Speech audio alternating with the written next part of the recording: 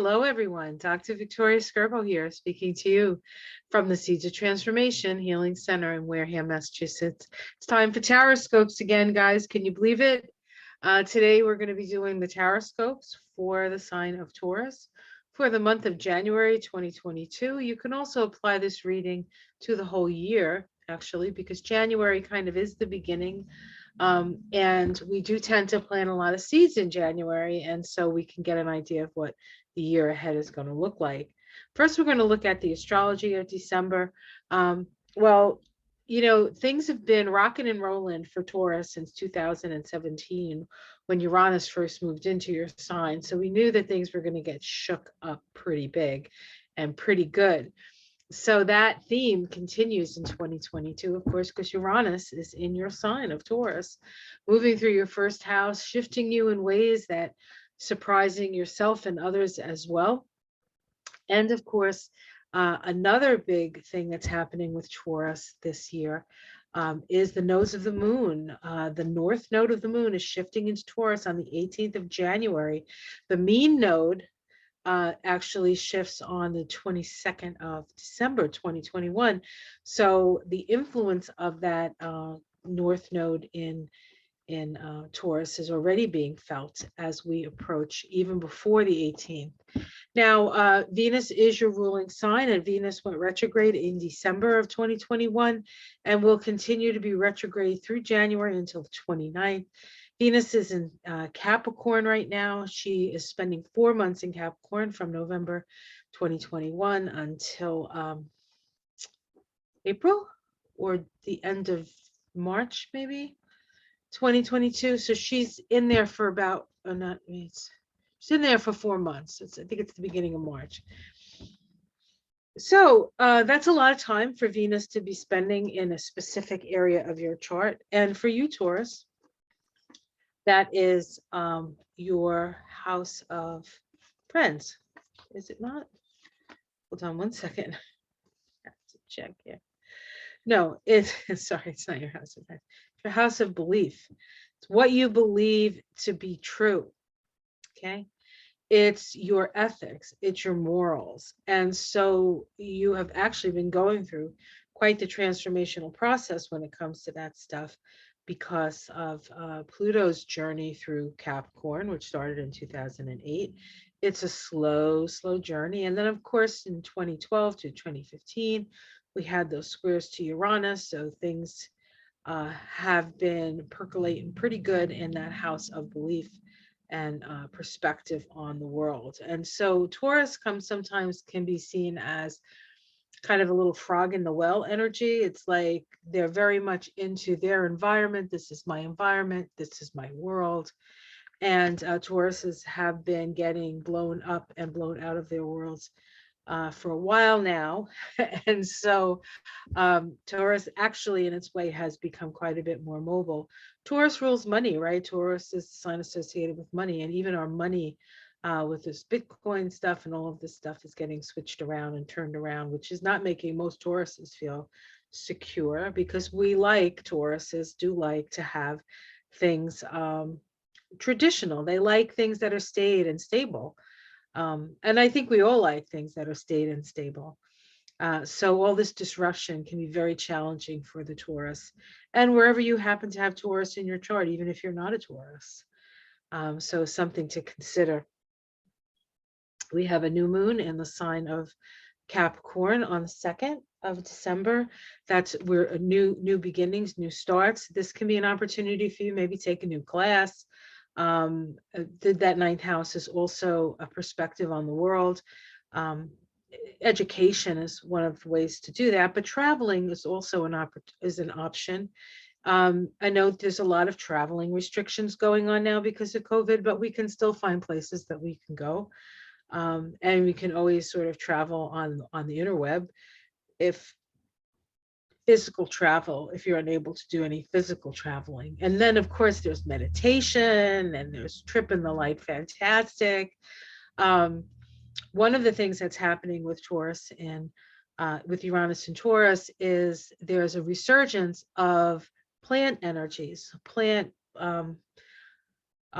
plant energy, plant information coming through the plant kingdom, whether it be marijuana or mushrooms or um, I think they're using psychedelics to treat mental patients. I mean, these are all things that are good, I think, because uh, it allows Mother Nature to help us along the way, because we certainly need help, and we certainly need to remember that without her we're nothing.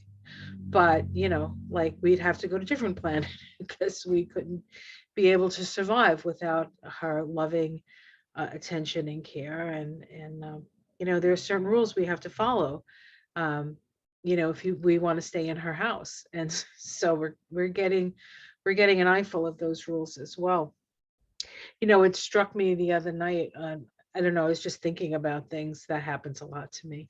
And I thought, you know what? All this, like, hurricanes and tornadoes and this and that and the weather and the earth moving and all this stuff I feel like she's furious. Mother Nature is furious, because she wants to be paid attention to. She wants love in return for the love that she gives, kind of like a woman scorned. And I was like, yeah, for sure. I know I've certainly gotten into that place in my life when you're like, no more. I am not dealing with this. This is bull dinky. That's kind of what Mother Nature, I feel, is trying to tell us. All right, back to Taurus. You can't talk Taurus without talking Mother Nature. Excuse me. Your ruling planet Venus makes a conjunction to the sun on the 8th. That's important because Venus is retrograde, and Venus is as close as it's going to be to the Earth at that time. Venus is also in the hell realms, where she is coming to really come to terms with what is important to her and what is of value. And for you, Taurus, it can be about, what do you really believe in? What is essential? What is essential? With the North Node in your sign now for 18 months, we're all going to be coming to understand what's essential. And so you are really the cutting edge. Whoever thought Taurus would be the cutting edge? Taurus is the cutting edge of our evolution right now. So, and with Uranus and Taurus giving it an extra boost, we're going to have to make some um, pretty sure decisions about how our relationship with the planet is going to go. And, the planet will continue. And if we don't catch up, she'll just leave us behind. So, the planet's going to do what the planet's going to do. It's not nice to fool Mother Nature. Mercury goes retrograde on the 14th. It's in Aquarius. It's retrograde till the first week of February. And so that Aquarius energy for you, Taurus, is in your 10th house. That is the house of career. So there can be some misunderstandings at work. You just have to work a little bit harder, check your work more often, that kind of thing. That's important for you. We have a full moon in Capricorn on the 17th of January, and that the sun of that full moon is conjunct Pluto. So that's the start of the Pluto Sun synodic cycle. That actually happens on the 16th, but the next day with the full moon, shortly thereafter, the moon is still the sun is still very, very close to Pluto. So there's an illumination around what needs to change. And for you, it is in your house, in your axis of the mind. So what do you have to change around your mind? What has been illuminated to make you change your mind? The sun moves into Aquarius on the 19th, so the sun is up in that 10th house. Things that you do are going to be very obvious because the sun illuminates. And Aquarius is is the highest point in your chart, and so it is the most evident. So there's not much you're going to get away with if you try to get away with anything this month. and then part of next month, right? All right, so let's see what else is going on. Anything else I want to mention? Mars is moving into Capricorn. Um, for you, Taurus, that is your, again, your house of um, travel and higher education, metaphysical studies. So that's when you might find yourself putting energy in that place. Previous to that, it's moving through. Mars is in Sagittarius from the 1st to the 24th, right? And that's more an exploration of some of the deeper emotional challenges or deeper emotional patterns that you have with Mars moving through that 8th house. Kind of really brings up a lot of emotional sensitivity and emotional sensitivity and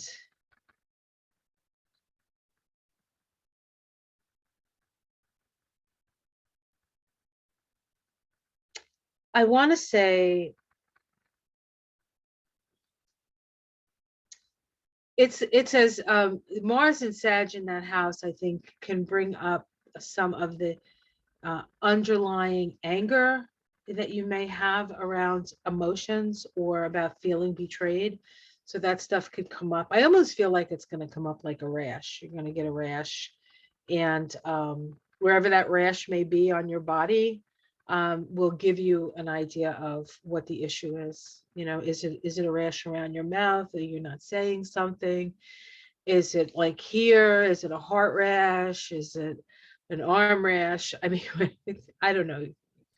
Hopefully you don't get a rash, but there's that sort of irritating energy um, with Mars there in Sagittarius, especially because Sag is so like big and bold and out there and put it all out there, Sag.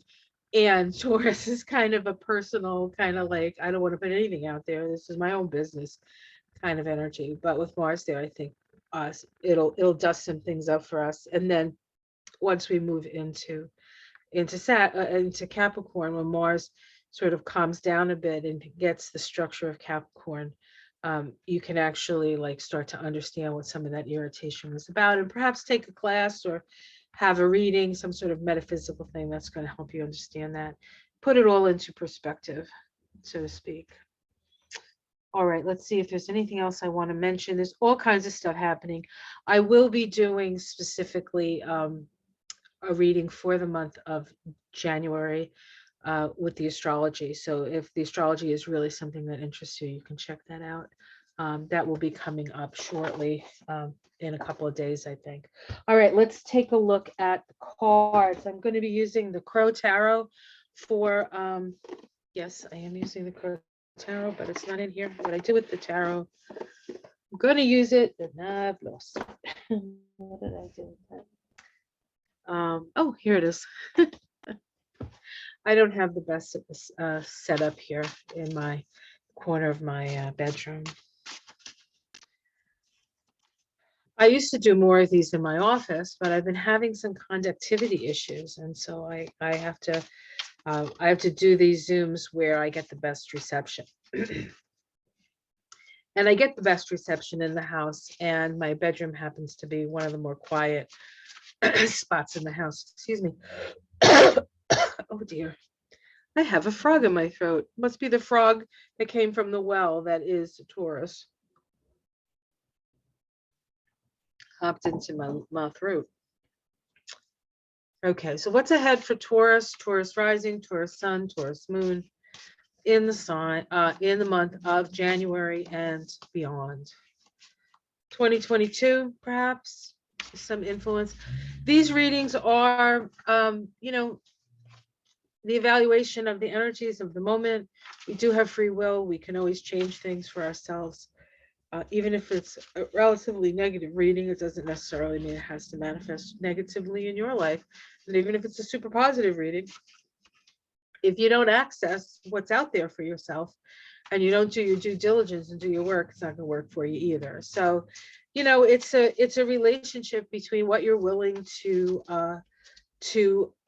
attempt and the opportunities out there to do it, right? Okay, let's see what we have here. We're starting with do do do. The star card. Beautiful, wonderful. Hope, hope, hope, hope. So we're starting with a renewed sense of hope, perhaps with the North Node in Taurus, and you're starting to feel that already. You're feeling this renewed sense of, you know what? I can do this. I can lead the pack. I can move forward. Let's see what's crossing your hope. The Fool card. So, is your hope foolish hope? Is there really something that, um, is this a good idea or is this a foolish idea? That's the question you're kind of asking yourself as the year begins.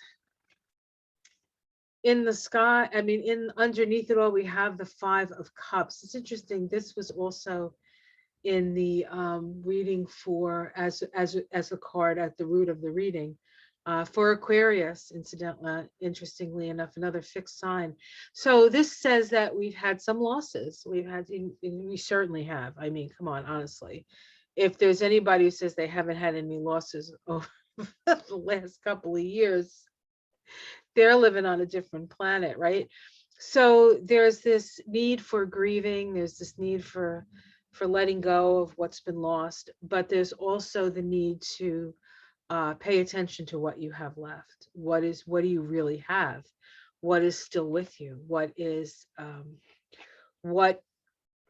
may have lost 3 cups, but you still have 2.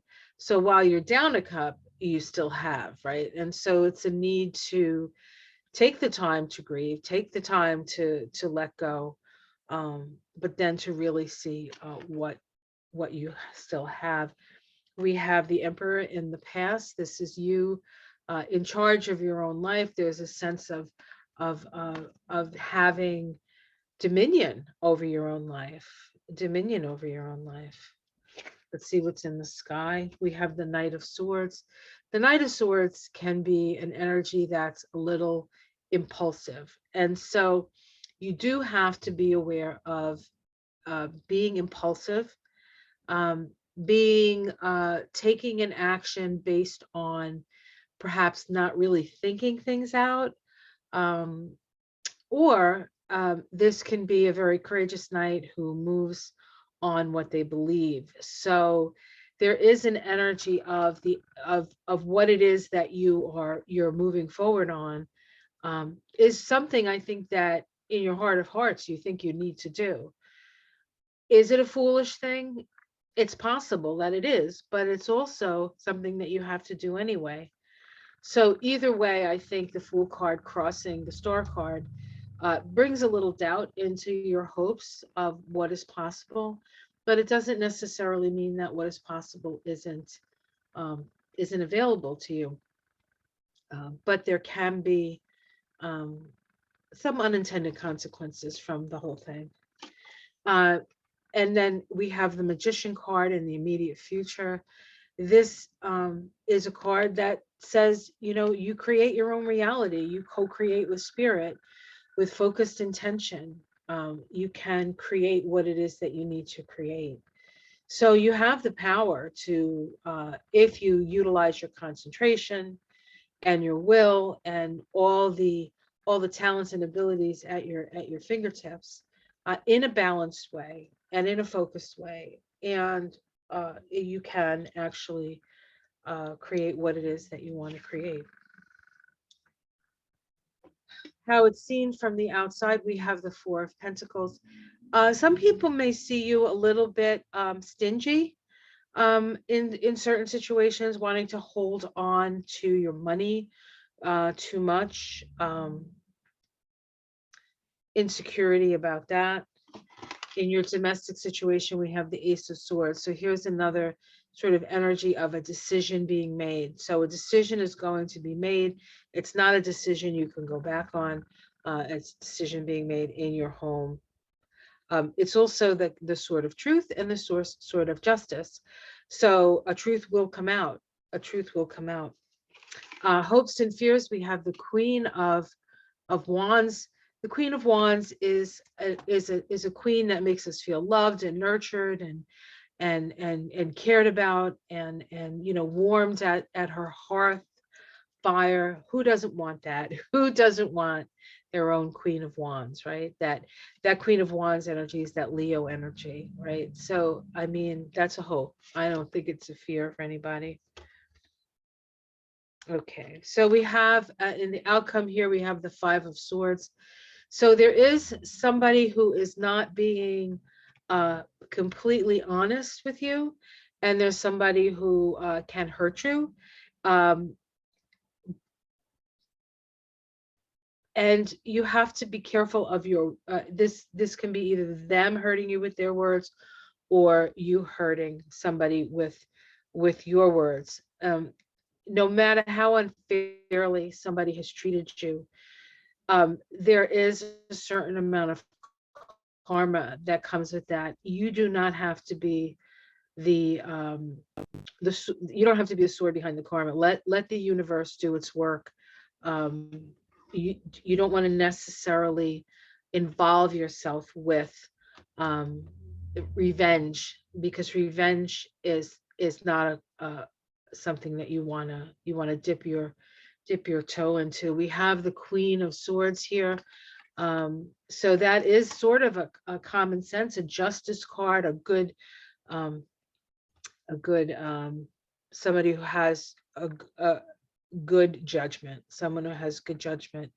You may need to you may need to get the help of a lawyer or get the help of somebody in the legal profession, because somebody has done something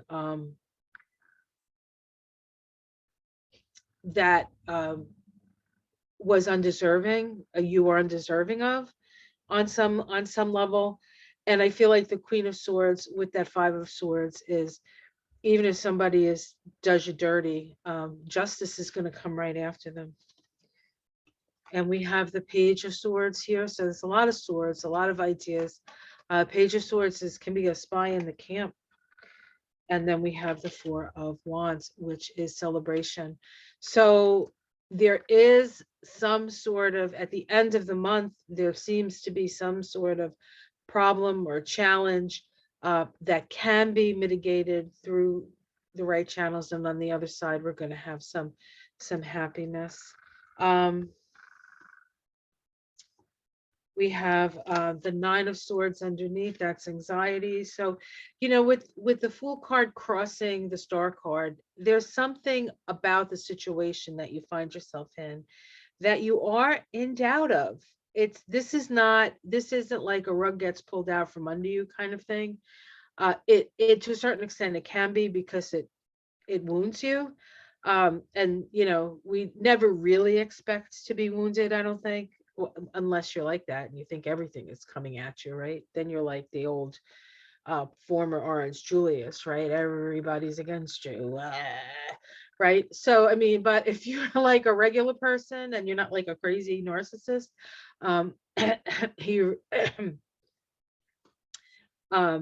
you get I think you get surprised when somebody hurts you. And so but this one, not that it's expected, but that it's like you're like, I thought this might have been something screwy here, right? That's the energy. We have the Three of Cups, and so your friends will help you through this process. And we have the Two of Wands, which is really a convergence of energy that can bring sort of a new life or a new birth of some sort. So so ultimately it looks promising, but there are some doubts that you have, and they're valid doubts. So be aware that as much as you hope, that little niggling feeling that something is awry might actually be true. And so there's some things that you may need to move through. But ultimately, at the end, it's interesting because at the end we have the Four of Wands here, and you see these two crows sort of like having fun together. And then over here, we have the two of wands, and the crows are working together to create the world that they want to create. So there is some challenges ahead, maybe some legal challenges, um, but certainly nothing that is going to ultimately um, create any um, permanent damage, I would say. You'll learn something from the situation. That's what I want to say. All right. Well, I hope you enjoyed that. That was kind of an interesting reading, don't you think? A lot of power here, a lot of abilities. But, even the most powerful and mighty of us will occasionally either be fooled or be hopeful that we won't be fooled. And we get fooled. But um, we have the power to, again, to have dominion in our life, to create what we need to create, and make ourselves um, happy. One of my teachers once said, you don't know what love is until you find out what love is not. And sometimes that's what this is about. We think we know what love is, and we find out that it's actually something else that we're experiencing. But if we stay open to the process, um, sometimes it helps us love even deeper and better. Um, and if nothing else, it should help us love ourselves a little bit more. All right, guys, take care. Much love. Namaste. See you next month for the February Taroscopes. Take care.